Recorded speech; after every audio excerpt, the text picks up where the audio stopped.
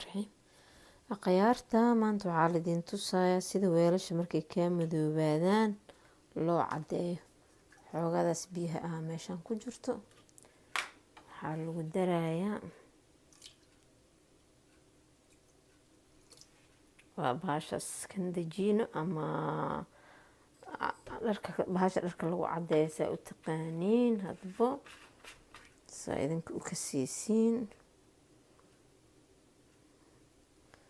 marka maxay ahayto baalkaas aada u madow yahay.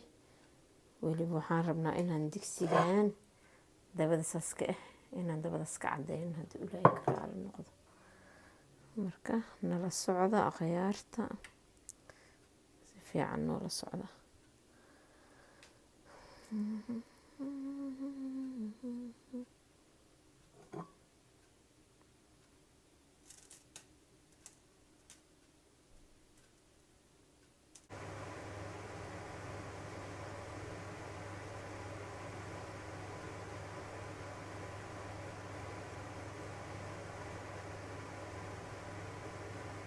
جيسوريا دكسي وأنا ما أركيسين meelaha sariirka ah wax ugu dhagan yihiin waana meesha ugu badneed. haddana waan kasii dhaqaynaa waan kusii haynaynaa markuu dhammaadana anaa idin soo gelin doona. digsiga waa kaasaa digsiga mujeediis waa noqday maasha allah oo qurux badnaaday. asagoo biyihiisaan u madoobaadeen.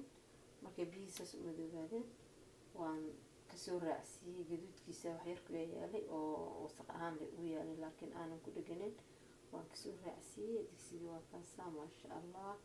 haddaa isku darsatiin kalooriin iyo biyo oo dhex gelisiin si fiican u dhaqaayo wax kasoo uraayana ma laha wax ku halaysanna ma laha. akhyaarta halkaasa ka faa'iidaysta maasha allah. kheyraa idin rajiyey dhammaan.